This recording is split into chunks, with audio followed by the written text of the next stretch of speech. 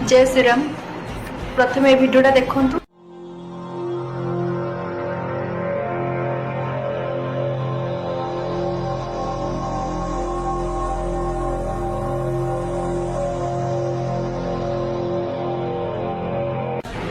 एबे कहतु जो माने भी अंधभक्त कहूच भाई बीजेपी को सपोर्ट करवा अलग, धर्म पाई आह्वान दबा अलग, धर्म पाई आवाज उठेबा अलग। तो अनभक्तों जला बताना भगवान विष्णु का तीसरा अवतार यानी बड़ा अवतार, जिसने डूबती हुई पृथ्वी को समुद्र के पतालोक से ऊपर लेके आया था। पूछना ये है अनभक्तों, वो कौन सी पृथ्वी थी जो समुद्र में डूब रही थी? क्योंकि समुद्र तो खुद ही पृथ्वी पर है। बताओ अनभक्तों क्या हुआ? अब मेरा दूसरा प्रश्न जवाब जरूर देके जाना। जब हनुमान में सूरज को निकला तो अंधेरा सिर्फ भारत में हुआ या पूरे विश्व में? जय भीम।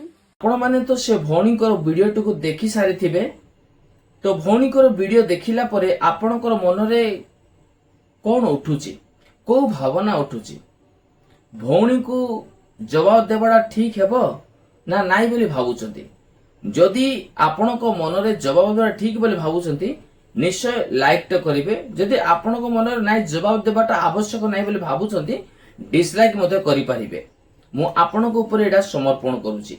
मो चिंताधारा रे भौणी को निश्चय जवाब देबा पे मु इच्छा करूची, कारण मोर चैनल रो उद्देश्य है से मोर चैनल रो मूल लक्ष्य जे गोटे मनुष्य कि जे कौन लोक जदि कौन गोटे प्रश्न पचारे तो से विषय को नहीं आमे ताको आमर पारु पर्यंत चेष्टा करी उत्तर देवाटा ही मु मुख्य बोली आ ताको ही मु गुरुत्व विषय बोली मन करूची। कारण मोर चैनल रो कैटेगरी होची रिप्लाइंग वीडियो। रिप्लाई देवा उद्देश्य रे मु वीडियो गुडा को बनाए, जेमती जुक्ति तर्क प्रश्न उत्तर।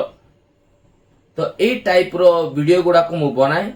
तेणुक मोर चिंताधारा जे भौणी को निश्चय तार जवाब देवा दरकार। हिंदू देवी की प्रतिमा की जांच करते हुए दिखी डॉक्टर्स की पूरी टीम। डॉक्टर ने श्रद्धालुओं को आश्वस्त किया कि देवी को केवल हल्का बुखार है और वो जल्द ही स्वस्थ हो जाएंगी। ये वीडियो सोशल मीडिया पर तेजी से वायरल हो गया है, जिसमें सांस्कृतिक परंपराओं में आस्था और आधुनिक चिकित्सा पद्धतियों के अनोखे मेल को दिखाया गया है। इस घटना ने विज्ञान, अध्यात्म और श्रद्धा के संबंध को लेकर सोशल मीडिया पर व्यापक चर्चा छेड़ दी है। तो भौणीटी एई जो वीडियो रे से आउ गोटे छोटो जीशुको रो जो मूर्ति टाइप जो करा हैची, प्रकृत तो से मूर्ति को आमे जदि चिंता करिबा मूर्ति तो मूर्ति किछि नुहे, किंतु आमर भावना रे ताको आकृति कला सदृश्य ताकर स्मृति सहकारे आउ से गुडा को करा हैची। तो लोक कोन किए तो वर्तमान से वीडियो जो आमे देखुचु से वीडियो रे समस्त कोन पादरे आउ चुमा दउछंती, आंठू रे चुंबन करूछंती।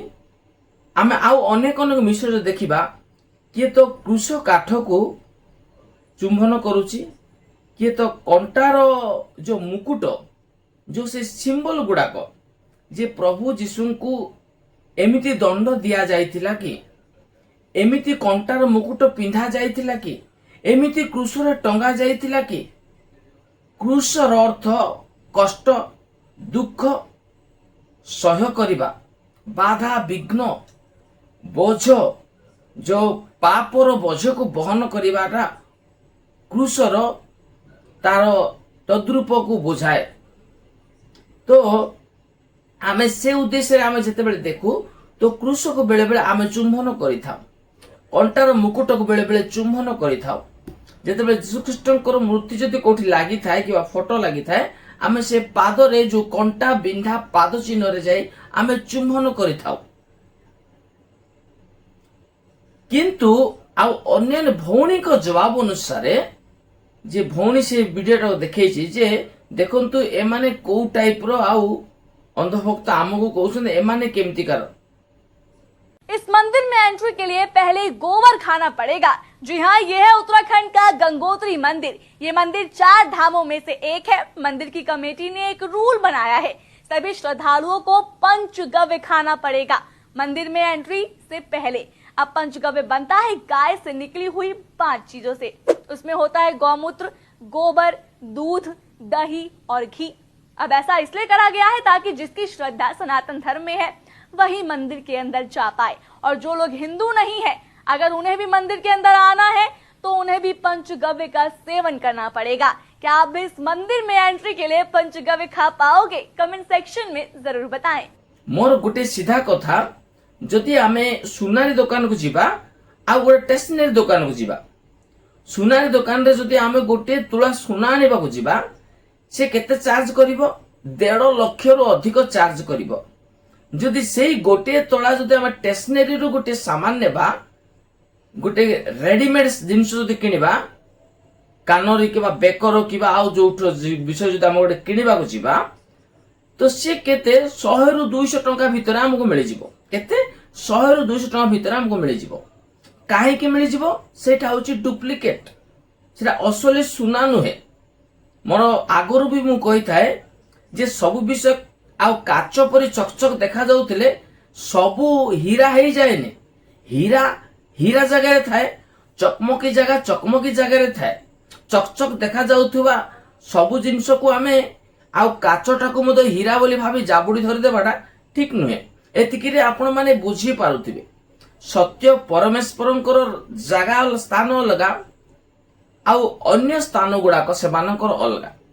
तो मोर कहिबार उद्देश्य जे जीवित परमेश्वर को पूजा करिबा ना आमे गछ डाल पत्र फूल फल काठ पत्थर गछ सूर्य चंद्र तारा नक्षत्र वायु पवन झड़ तूफान वर्षा शीत काकर खरा ए सब को पूजा करबा दरकार, ए सब को आराधना करबा दरकार। वाक्य रे लिखा जाइछि जे स्वर्ग मर्त्य सब ताहांकर, सूर्य चंद्र समस्ते ताहांकर प्रशंसा करंतु बोली लिखा है। आपण माने फोटो देखि जानि पारुथिबे सूर्य चंद्र मध्ये ताहांकर प्रशंसा करिवो। जगतर समस्त वस्तु ताहांकु प्रणाम करिवो। काहे कि कारण ए समस्त को से सृष्टि करछि। किए सृष्टि करछि? परमेश्वर सृष्टि करछथि। परमेश्वर को आमे केमिति जानिलु? ईश्वरंको प्रतिमूर्ति रे प्रभु यीशु ख्रीष्टंको द्वारा आमे परमेश्वर को जानिलु। काहाकु? सर्वे सर्वा आदि अंत आरंभ शेष क क्ष और अंत पर्यंत जे अछंती से अछंती, से अल्फा ओमेगा, तांको ठारू सबु आरंभ आउ तांको ठारे सबु शेष। तांको आमे केमिति जानिलु? प्रभु यीशु ख्रीष्टंको द्वारा आमे तांको जानि पालो। कारण लेखा अछि जे से ईश्वर रूपी हेले मध्य मनुष्य रूप रे जगत को आसिले आ आंभ संगरे वास कले आ आंभ मानक सहकार निजर जीवन को बलि करि देले। तो हमें कहार प्रशंसा करबा दरकार? वाक्य कहे पवित्र बाइबल रे, धर्मशास्त्र पवित्र बाइबल कहूची सूर्य चंद्र नक्षत्र समस्ते तांकर प्रशंसा करिवे।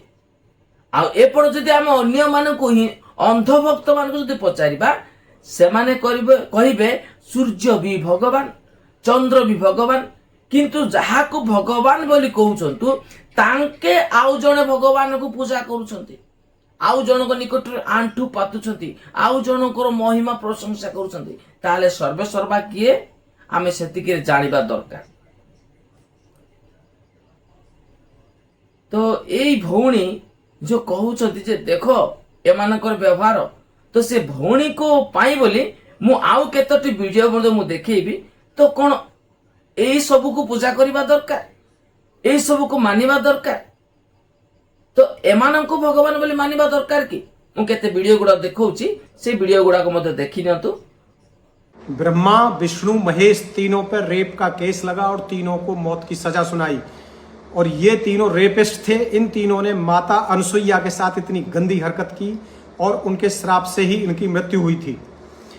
श्री भविष्य महापुराण भाग 2 चौखंबा संस्कृत प्रतिष्ठान दिल्ली, अनुवाद SN खंडेलवाल, अध्याय नंबर 17 श्लोक नंबर 67-82 के अंदर देख लो। यह सिद्ध हो जाएगा कि इन तीनों को रेप की सजा सुनाई थी या नहीं। बृहस्पति कहते हैं कि किसी समय भगवान ऋषिवर अत्रि ने पत्नी अनुसुईया के साथ ब्रह्म ध्यान रत रहकर महान तप प्रारंभ किया था। तब वहां ब्रह्मा विष्णु महेश तीनों अपने वाहन पर आए तो रुद्र ने अपने हाथों में लिंग पकड़ा हुआ था, विष्णु उसमें रसवर्धन कर रहे थे। ब्रह्मा काम के कारण अनुसुईया के बस में प्रतीत हो रहे थे। तब ये देवता अनुसुईया से बार बार कह रहे थे कि हे मद घूर्णते, हमें रति प्रदान करें, अन्यथा हमारे प्राण निकल जाएंगे। अनुसुईया ने उन तीनों का अशुभ वचन सुनकर भी कुछ नहीं बोला और इन तीनों ने अनुसुईया के साथ बलात् मैथुन का प्रयास किया। ऐसे थे तुम्हारे ब्रह्मा विष्णु महेश। जय भीम। आउ आपण मानकर मतामत निश्चय मते कमेंट राशि जणाइबे। एपरी अनेक विषय गुड़ाक मोर आगको मु आनिबार अछि। तो आपण मानको अनुरोध करूची, आपण माने प्रत्येक मो वीडियो देखुचंती, जेते जण देखुचंती लाइक करिया पई पछौचंती, अनुरोध करूची हाथ जोड़ी वीडियो देखिबा सहित लाइक करंतु। आपण मानको मतामत जणाइबा निमते कमेंट बॉक्स रे आसी आपण मानको मतामत जणांतु। जदि केही मो चैनल का आज पर्यंत सब्सक्राइब करनांती मो अनुरोध करूची। मु आपण मानको टंकाए कि 2 टंका कि पैसा चार्ज करे नै कि मते एतिके टंका दियो, एमती किछि मु मागे नै। केवल आपणकर लाइक आउ सब्सक्राइब, आपणकर मतामत कमेंट बॉक्स रे जणाइबे आ सब्सक्राइब करिवे, एतिकी मु आपण मानको अनुरोध करूची। वीडियो जदि भल लागि थाए निश्चय निजर बंधु बांधव मानको शेयर करि परिबे। पुणी आउ गोटे वीडियो देखिबा पई समस्तनकु मु एतिकी रे मो वीडियोटा रखुची। आसंता समय मध्ये रे आउ गोटे नुआ वीडियो रे आपण माने देखा हबो। समस्ते भलर थांतु आ खुशी रे थांतु। नमस्कार।